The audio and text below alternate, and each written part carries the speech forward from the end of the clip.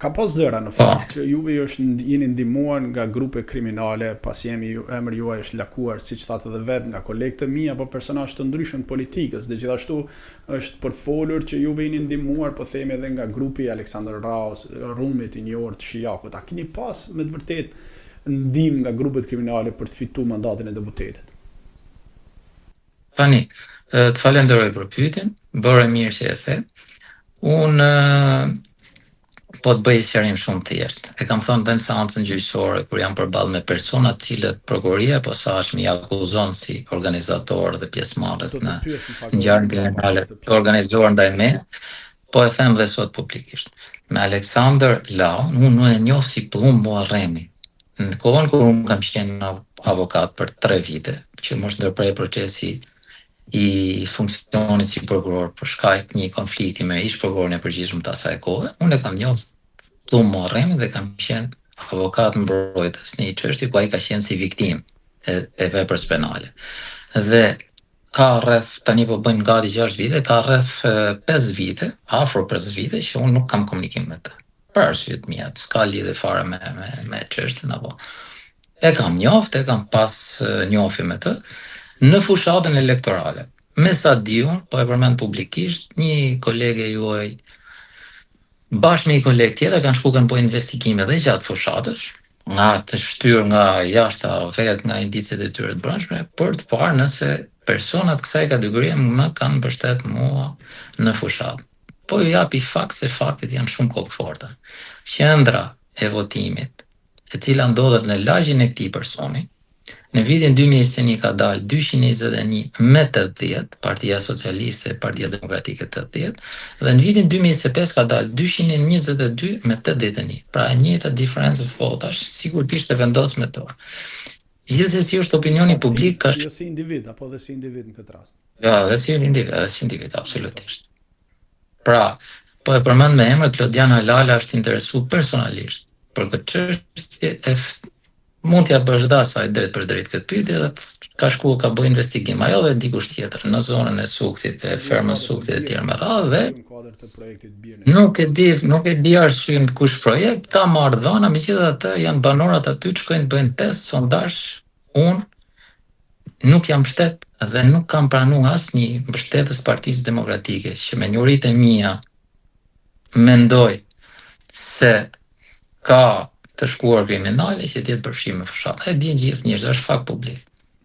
Jam i hapur për çdo informacion që dikush tjetër mund ta gjejë dhe më vën dispozicion.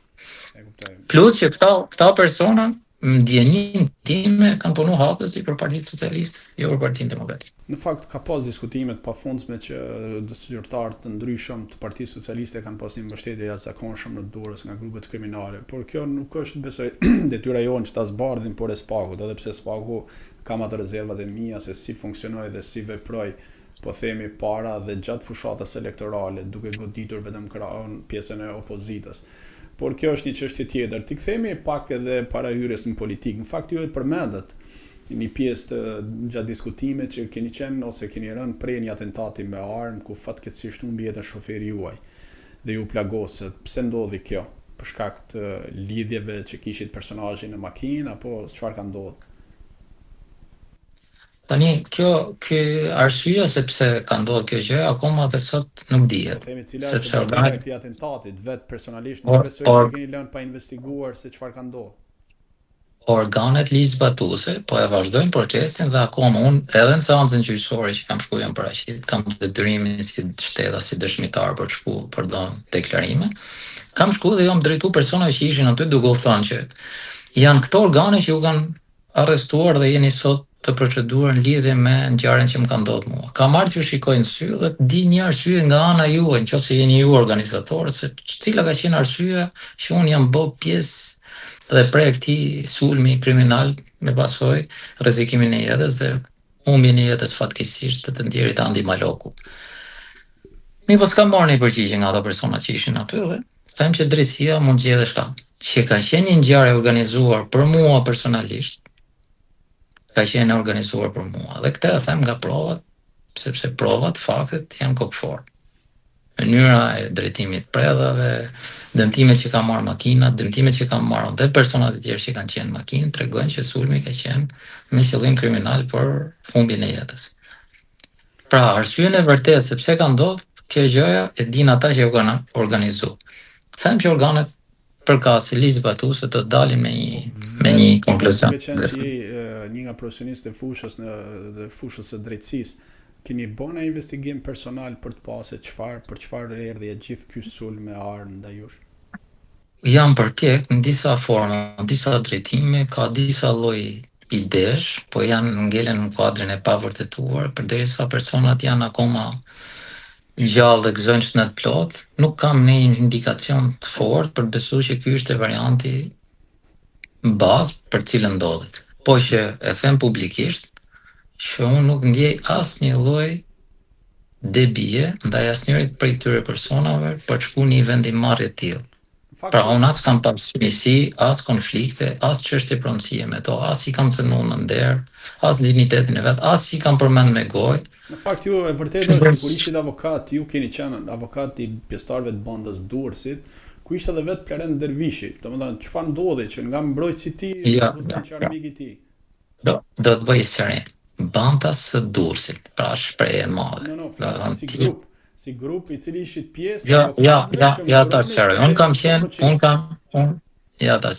kam qenë avokat i Sardian Sulejmanit. Sardian Sulejmani ka qenë shok, po themi, me të ashtu quajturin Endrit Dokli. Në atë kohë këta kanë qenë kundërshtar me pjesën tjetër të asaj që ju thoni banda e Durrësit, që kanë qenë to Bjema Berisha, ky tjetri që nuk e për etik s'ka përmend emrin, e tjerë me radhë. Kështu që kjo është e vërteta. Pra unë kam qenë me një nga ato persona që janë akuzuar për një ngjarje kriminale, për humbjen e jetës një personi. Edhe kam qenë përkohësisht pasi unë u shputa dhe u riktheva prapë në detyrë si prokuror. Po jo me këto persona. E dyta, nuk kam pas kur kontakt telefonik. E treta, e di gjithë Durrësi që unë elementin kriminal nuk më kanë pa ndonjëherë, as për drek, as për darkë, as kam marrë lidhje shoqërore me to në asnjë lloj mënyre, në asnjë lloj forme. Dhe këtë fakt e tregoj edhe kandidimi im, por edhe fakti që unë shkoj pa ndonjë ngarkesë emocionale në çdo cep Durrësit, qarku Durrësit. Kështu që janë fakte botërisht të ditura këta. Nuk është se i them unë përpara jush, përpara kamerave, po janë fakte publike. Keni pas një përplasje ndonjëherë me Plaren Dervishin, po themi në Durrës apo Julian Meqen, në lidhje me rastin, qoftë edhe gjatë ushtrimit detyrës si prokuror, drejtësi si prokuror. Absolutisht. Personit i cili ishte në makinë me juve, po themi Rumi apo Muharrem Pëllumbi apo Muharremi. Tash një ndër variantet ka qenë se atyre personi është bën një atentat më përpara dhe dyshohet që këtë atentat mund ta kishte organizuar Muharremi që ishte aty. Ky është fakt i njohur botërisht, e thon këta platformat komunikuese, Sky, Encrochat e tjera me radhë që nuk është tërësisht e vërtetuar që s'ka qenë fare ai ndjenjë për këtë punë, s'ka bëu asaj këtë punë. Pra unë jam me të vërtetë, edhe pse sot nuk është se kam komunikim me të, nuk është e vërtetë që asnjëri prej tyre. Bile Shtypi ka thonë për të ndjerin Andi Maloku që ka qenë punojës policie në Fushkruj, është shkarku nga detyra. Ai nuk ka qenë fare punojës policie, ka qenë një djalë i shkëlqyer, 23 vjeçar, pa vese, pa probleme, pa asnjë gjë, ka humbur jetën padrejtisht. Pa drejtësisht. Ai, po dhe ne personat e tjerë që jemi sulmuar aty në makinë, jemi sulmuar pa drejtësisht. Duhet është qytet që ka zhvilluar imagjinatën. Po dhe njerëzit shpesh herë, për shkak mungesës së arsimimit, vetë përmbajtjes e tjera me radhë, nxitohen dhe marrin vetime të nxitura. Pra për mua është më shumë një ngatërres nëse është puna e atij atentati që u ka ndodhur atyre më përpara. Është fryrje. Kanë marrë shkase nga deklaratat publike të kryeministit, zëvendëskryeministit me radhë, kanë thonë ky është momenti i duhur se këta nuk e mbështet as pushteti. Por njëri variant tjetër nuk e di pastaj çfarë mund të ketë, si mund të ketë. Po unë jam i hapur kushdo që të di diçka të vërtetë, qofshin dhe organizatorën, pra ne kam shkuar në sanë gjyqësore ditë. Të ma thonë çfarë borxhi mund të kemë aty, dhe unë jam i gatshëm që të përballem me. Në fakt do të ishte interesant tani të shohim përballë kryeministit se sa do jenë në gjendje të flasë në sy ose në përballë njëri tjetrit, por mbetet për të pa gjatë kohës në vazhdim në parlament.